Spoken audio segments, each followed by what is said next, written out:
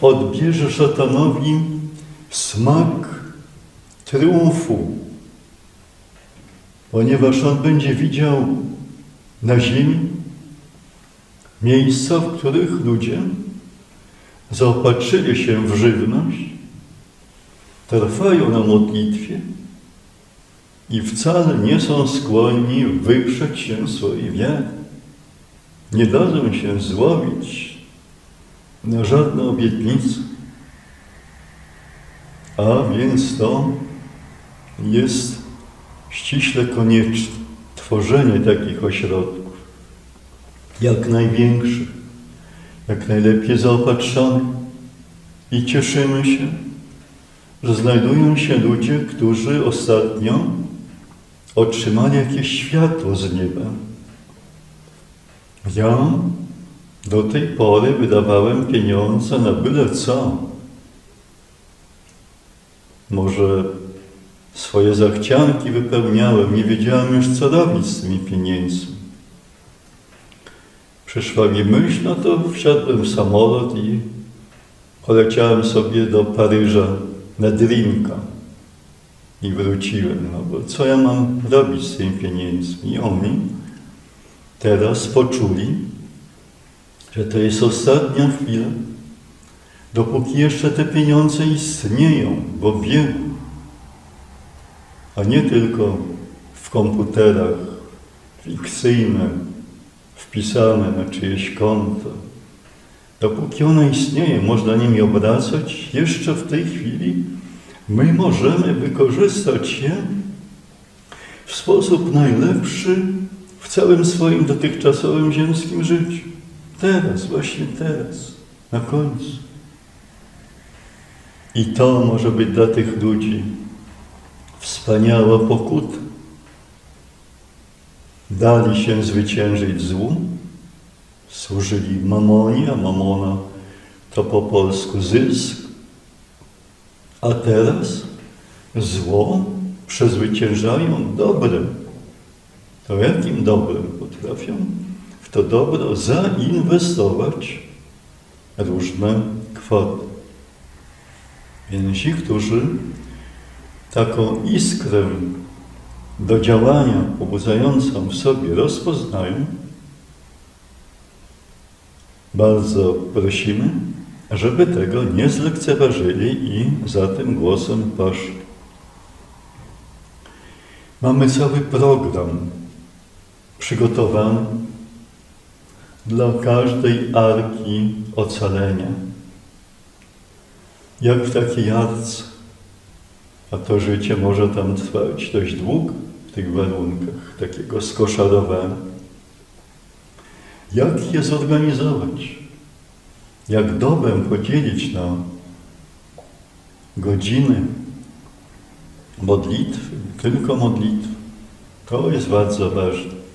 To już mamy opracowane, mamy modlitewnik, mamy te propozycje.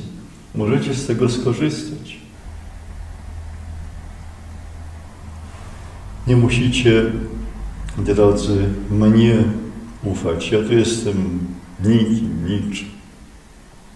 Ale błagam was, zaufajcie Bogu. Ja tutaj stoję jako Jego świadek.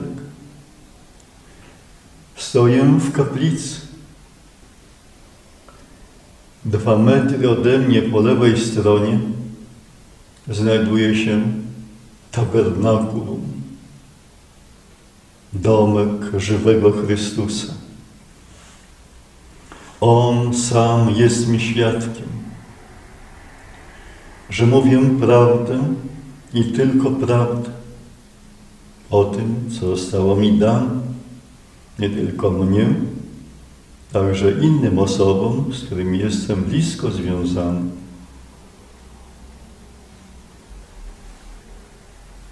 Gdyby było w tym coś z nieprawdy, proszę, błagam, Panie Jezu, zamknij moje usta. Zniszcz, spal wszystko, co na te tematy napisałem. Zniszcz mnie samego, ale nie pozwól mi błądzić. Wiesz doskonale, że to, co w tej chwili mówię, ma wartość przysięgi katolickiej. Kapłan wzywa Boga na świadka. Czy wy to rozumiecie? To jest najwięcej, co może zrobić. Ale też oprócz tego podpisu, bo widzicie, że jeszcze stoję, nie padłem, jeszcze piorun mnie nie poraził, więc Pan Jezus na pewno jest z tego zadowolony, co mówię. Jeszcze pozostaje ostatni podpis, który złożyłem jako dziecko maleńkie, gdy byłem przed obliczem Boga Ojca w niebie. Podpis mojej krwi.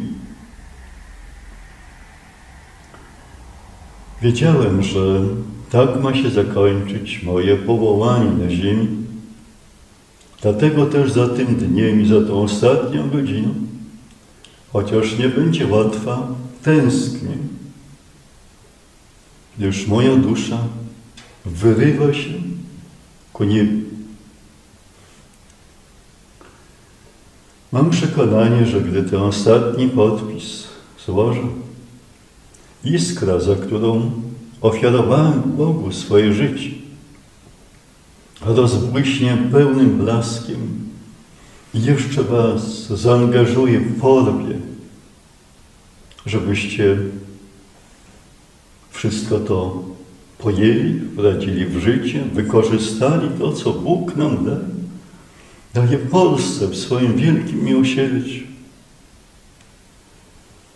Wybaczam wszystkim, którzy nie rozumieją, wyśmiewają, atakują.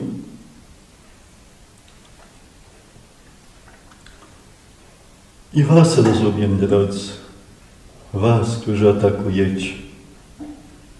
I ręczę wam, że gdyby jeszcze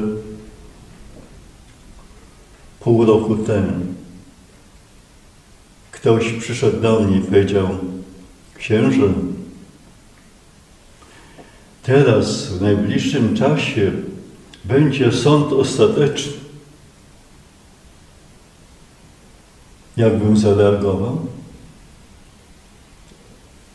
Tak byłem przekonany, że on ma być na moment przed zniszczeniem ziemi, na samym końcu, żebym prawdopodobnie, no nie wiem, wyśmiał go, popukał się w czoło.